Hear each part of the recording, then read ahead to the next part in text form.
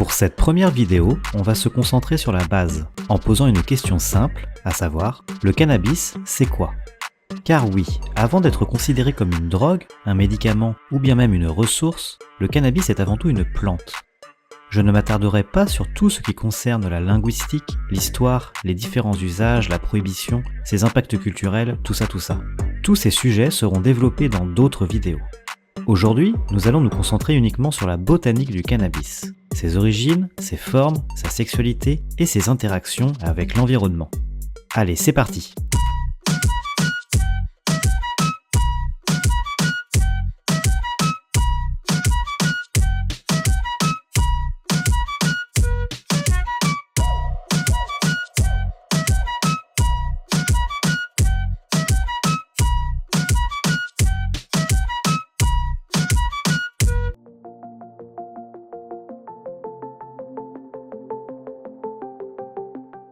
Le mot cannabis est le terme latin désignant le chanvre.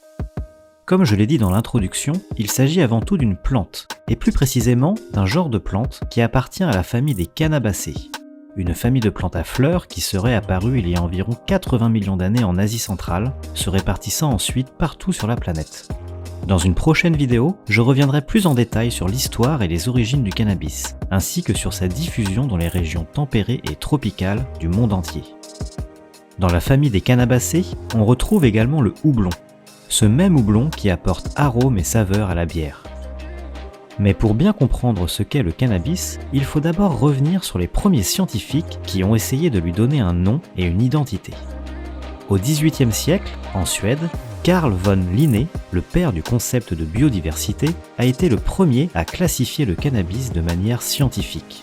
À l'époque, de nombreuses plantes exotiques, comme le cannabis, étaient cultivées dans des jardins botaniques ou observées dans des herbiers, où les scientifiques s'échangeaient des spécimens. En 1753, dans son œuvre Species Plantarum, il nomme cette plante qu'il considère être une espèce unique, Cannabis sativa L. Cannabis chanvre, sativa cultivé, L. Linné. Linné décrit alors le cannabis comme étant une plante mince et élancée, avec des feuilles longues, étroites et palmées.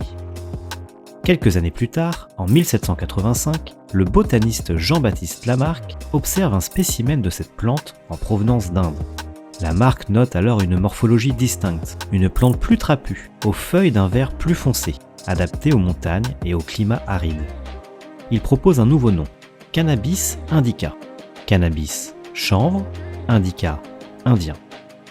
En 1924, un botaniste russe, Dimitri Janiszewski, explore les vastes steppes de Russie.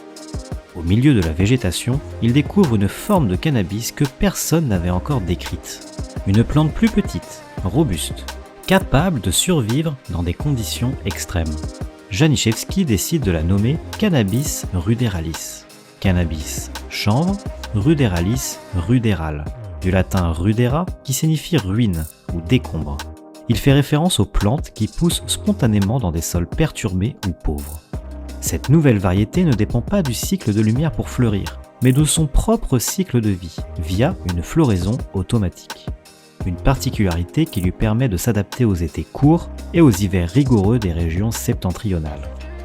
Alors, pour résumer, ce que l'on sait, c'est que la famille des Cannabacées contient deux genres principaux, Cannabis et Humulus. Au sein du genre Cannabis, on distingue donc trois sous-espèces. Cannabis sativa, Cannabis indica et Cannabis ruderalis. Ces trois sous-espèces constituent la fondation de toutes les variétés actuelles de cannabis, avec leurs caractéristiques uniques développées dans des environnements distincts, enrichis par des croisements et des sélections locales. Maintenant, ouvrons une petite parenthèse pour mieux comprendre. Prenons un chien. Toutes les races de chiens actuelles proviennent du même ancêtre, le loup. Au Paléolithique, les loups sauvages se sont rapprochés des humains et ceux qui étaient moins agressifs et plus sociables ont survécu et se sont reproduits. L'homme a ensuite sélectionné les loups les plus dociles et utiles, favorisant ainsi l'évolution des traits comportementaux et physiques spécifiques. Le processus de domestication débuta. Le chien est le résultat de ce processus. Toutes les différentes races de chiens actuelles ont été développées par l'homme au fil des siècles par des croisements et autres sélections, afin d'obtenir des traits spécifiques. taille, apparence, comportement, capacité d'adaptation, etc. Et en gros, c'est la même chose pour le cannabis. Les cultivateurs ont progressivement utilisé ces sous-espèces pour créer de nouvelles génétiques, en croisant les caractéristiques spécifiques des variétés locales. Ainsi sont nés les hybrides, qui combinent des qualités précises de chacune des sous-espèces. Grâce à cette approche, les cultivateurs parviennent à combiner les traits recherchés: résistance, effet, profil aromatique et facilité de culture.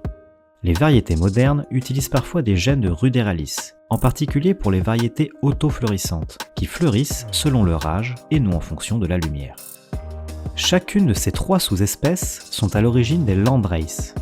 Une landrace est une variété de cannabis qui s'est développée de manière naturelle, sans intervention humaine significative, dans une région géographique spécifique. Ces variétés ont évolué sur des milliers d'années, en s'adaptant aux conditions climatiques, au sol et aux autres facteurs environnementaux de leur région d'origine.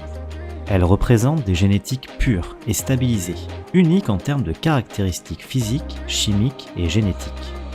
En d'autres termes, les landraces sont la manifestation locale et spécifique des traits fondamentaux des 3 sous-espèces. Elles sont la base de toutes les variétés modernes.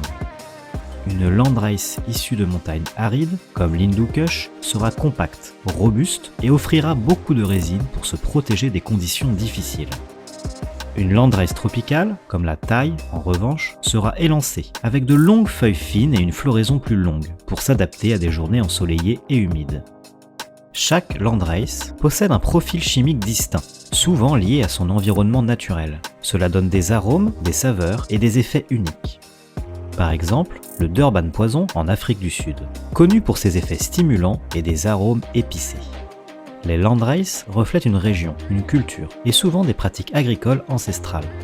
Par exemple, les variétés indiennes sont étroitement liées à la fabrication traditionnelle du hashish. Malheureusement, les landraces sont de plus en plus menacées, que ce soit à cause du changement climatique, de l'urbanisation ou encore de l'agriculture intensive. Afin de les préserver, différentes approches sont nécessaires. Tout d'abord, continuer de cultiver et de préserver les variétés locales, comme cela peut se faire avec des banques de graines pour d'autres plantes alimentaires. Ensuite, encourager les pratiques agricoles respectueuses, éviter la monoculture intensive et favoriser la culture responsable. Enfin, sensibiliser le public, en valorisant l'histoire et les spécificités des landraces, avec pourquoi pas la mise en place d'appellations protégées, comme ça peut être le cas pour le vin ou le fromage. Nous verrons dans une prochaine vidéo que différentes initiatives vont dans ce sens, notamment en ce qui concerne le hashish produit en Californie. Maintenant, découvrons ensemble les différents éléments qui composent le cannabis. Commençons par la tige. La tige du cannabis est robuste et cylindrique. En fonction de la variété, elle peut atteindre jusqu'à 6 mètres de hauteur. À partir de la tige, on obtient une fibre solide et naturelle, utilisée depuis des siècles pour fabriquer du textile, du papier et des cordes. Les feuilles sont palmées et composées de plusieurs folioles étroites et dentelées. Leur nombre varie de 5 à 11 selon l'âge et la variété de la plante. Ces feuilles si particulières en font le symbole universel du cannabis, reconnaissable partout dans le monde. Les fruits, appelés akènes, contiennent une graine unique. Ces graines, riches en nutriments, sont non seulement utilisées pour cultiver de nouvelles plantes, mais aussi pour produire de l'huile ou des aliments comme la farine. Enfin, les fleurs. Le cannabis est une plante dioïque, ce qui signifie qu'il existe des plants mâles et femelles distincts. Les fleurs mâles, prenant la forme de grappes, servent principalement à la reproduction, en libérant du pollen dans l'air. Les fleurs femelles, quant à elles, sont recouvertes de trichomes, de petites glandes résineuses riches en cannabinoïdes et en terpènes. La fleur femelle, une fois fécondée, produira des graines, assurant ainsi la reproduction de la plante.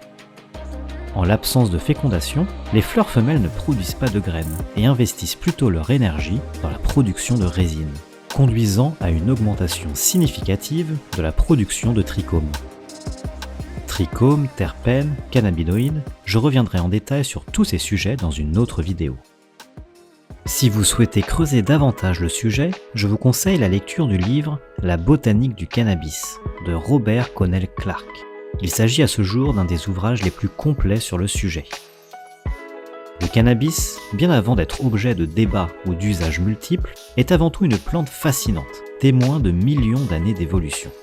À travers ses adaptations, ses interactions avec son environnement et les usages que les humains en ont tirés, elle nous raconte une histoire riche et complexe, faite de science, de culture et de tradition. Merci d'avoir regardé cette vidéo. N'hésite pas à mettre un commentaire si tu veux apporter ton témoignage ou des informations sur le sujet. Et n'oublie pas de t'abonner si tu souhaites soutenir le projet. À bientôt pour d'autres aventures dans le monde fascinant de la ganja.